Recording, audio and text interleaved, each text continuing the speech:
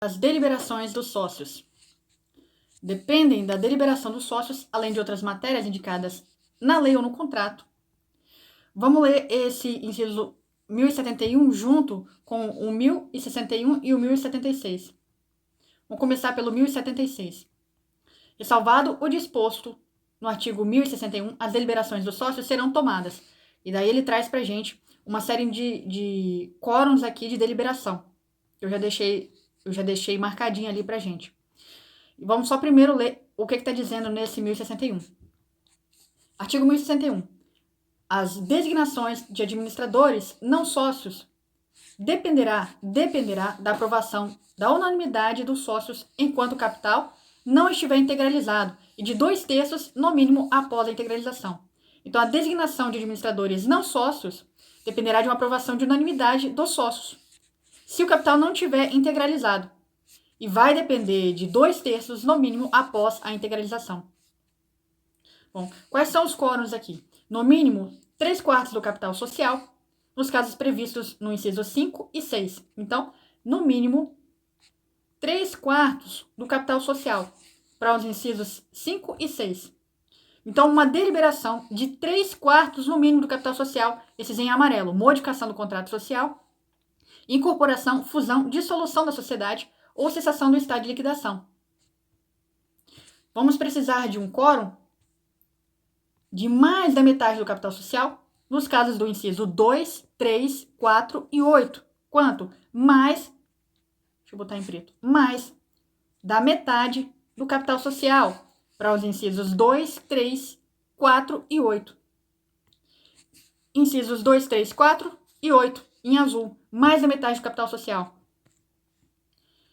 Mais da metade do capital social para designação de administrador quando feita em ato inseparado, destituição de administrador, modo de sua remuneração quando não estabelecido no contrato, e pedido de concordata. Nós temos também agora uma votação por maioria dos votos presentes nos demais casos previstos na lei ou no contrato, se este não exigir maioria mais elevada. Então, para a aprovação das contas do administrador e nomeação e destituição dos liquidantes e julgamento de suas contas, maioria dos votos presentes. Vamos fazer uma revisão aqui com o material do concurseiro fora da caixa nessa parte.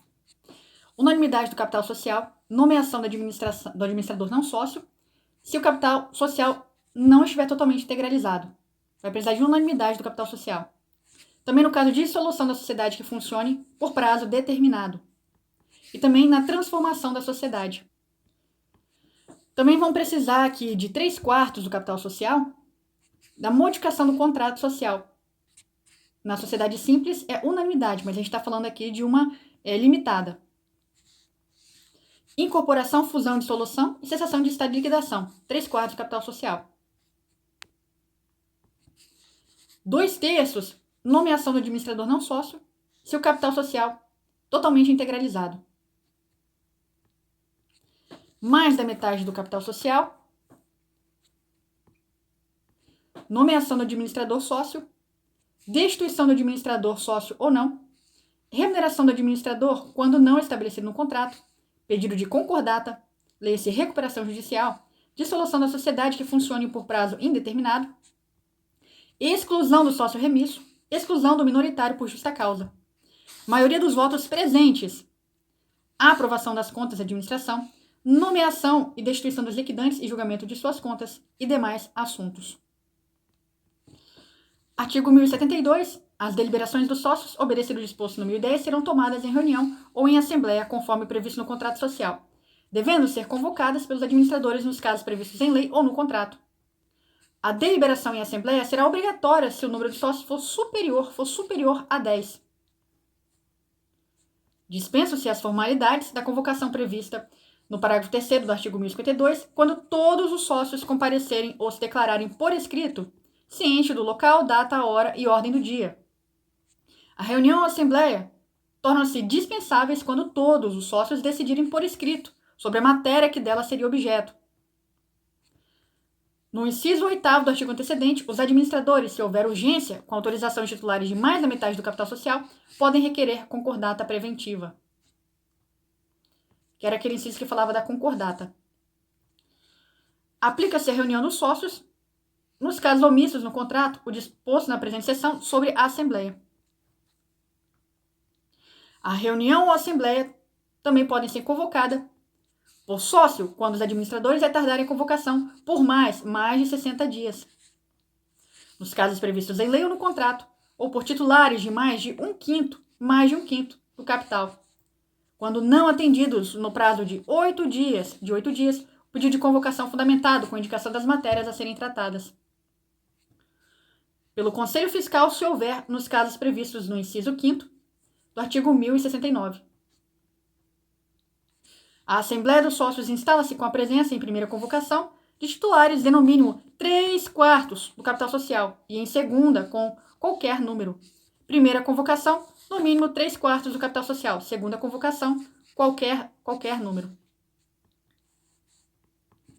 O sócio pode ser representado na Assembleia por outro sócio, ou então por seu advogado, mediante outorga de mandato com a especificação dos atos autorizados, devendo o instrumento ser levado a registro junto com a ata.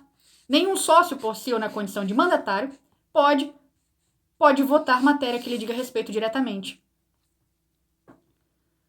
A Assembleia será presidida e secretariada por sócio escolhido entre os presentes. Dos trabalhos e deliberações, será lavrada no livro da ata da Assembleia, ata assinada pelos membros da mesa e por sócios participantes da reunião, quando bastem para a validade das deliberações, mas sem prejuízo dos que queiram assiná-la. A cópia da ata autenticada pelos administradores ou pela mesa será de 20 dias.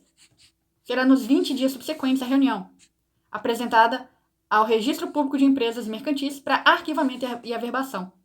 A cópia da ata autenticada pelos administradores ou pela mesa será nos 20 dias subsequentes à reunião, apresentada ao Registro Público de Empresas Mercantis para arquivamento e também averbação. O sócio que a solicitar, será entregue cópia autenticada da ata. E esse artigo a gente já viu. 1077.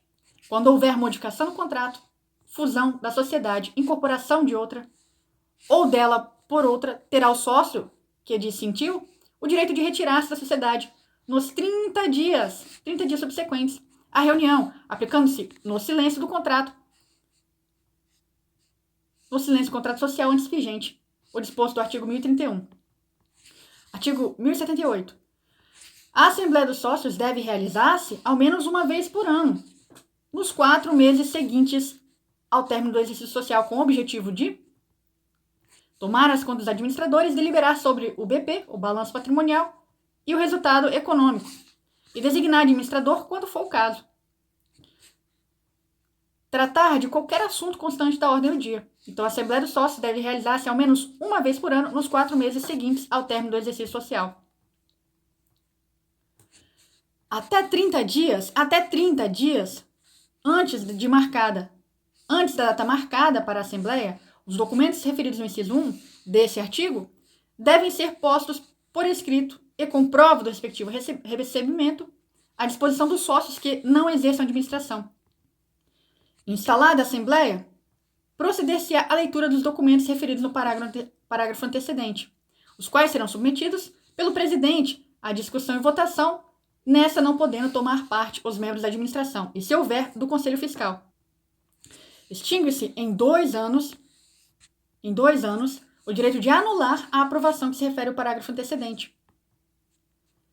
Aplica-se à reunião dos sócios nos casos omissos no contrato, o estabelecido nessa seção sobre a Assembleia, obedecido o disposto no parágrafo 1º do artigo 1072. As deliberações infringentes do contrato ou da lei tornam ilimitada a responsabilidade dos que expressamente a aprovam.